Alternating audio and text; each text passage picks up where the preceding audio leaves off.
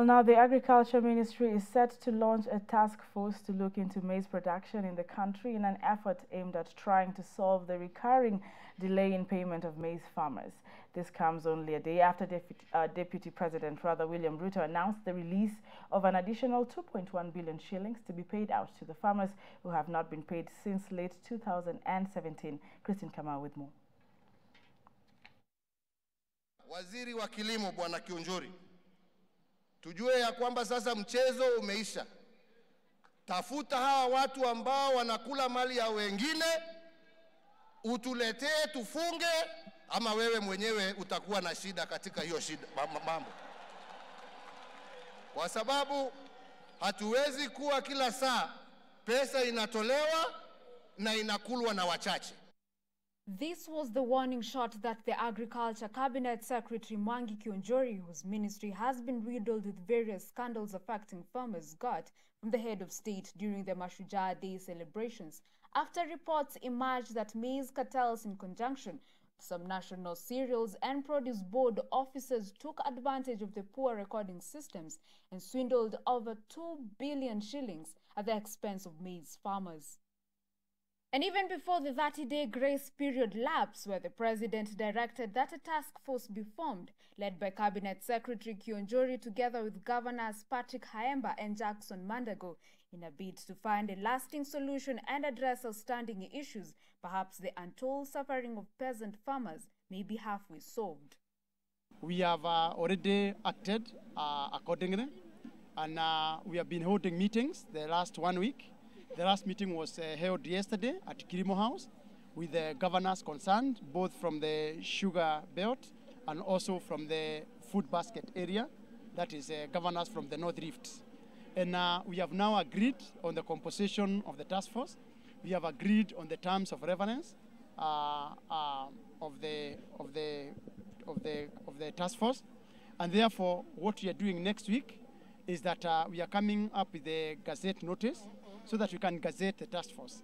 And we shall be doing the launch on Wednesday.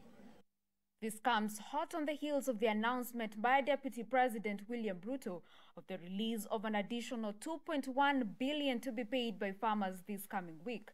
In August, the Devolution Ministry released 1.4 billion shillings for deliveries made last year. This was part of the 3.5 billion owed to farmers. The Deputy President also asked the National Cereals and Produce Board to formally communicate to farmers on how their fresh produce will be purchased by the board directly. Wizara ya Kilimo na shirika la Strategic Food Reserve wiki ijayo itaanza kulipa wakulima wote.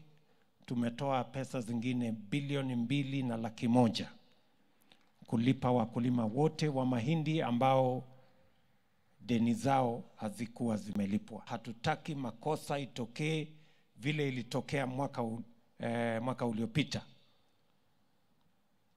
Ile mahindi itanunuliwa ni mahindi ya wakulima wa Kenya.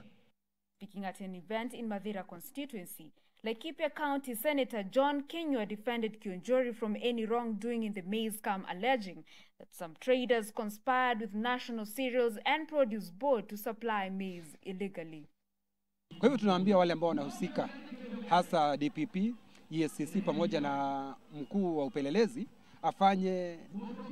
wafanye kazi yao ndio iweze wawache kuleta mtafaruko katika nchi yetu ya Kenya. Watu wanasema kwamba Mheshimiwa Mwangi Kiunjuri amechukua zile pesa, lakini Mheshimiwa Rais alisema vizuri ya kwamba Kiunjuri alete wale wezi, na Kiunjuri tayari ameleta wale wezi. Kwa hivyo zile idara ambazo zinahusika ziwache kuzembea katika kazi zao, zifanye kazi zao na wafanye halahala ili Wakenya wapate hela zao. This even as the Ethics and Anti-Corruption Commission cleared 90 suppliers out of the total 152 who were paid 2 billion shillings for supplying maize to the National Cereals and Produce Board after they proved their supplies. The other 62 individual suppliers were found to have issues which will be investigated further. Christine Kamau, KUTV.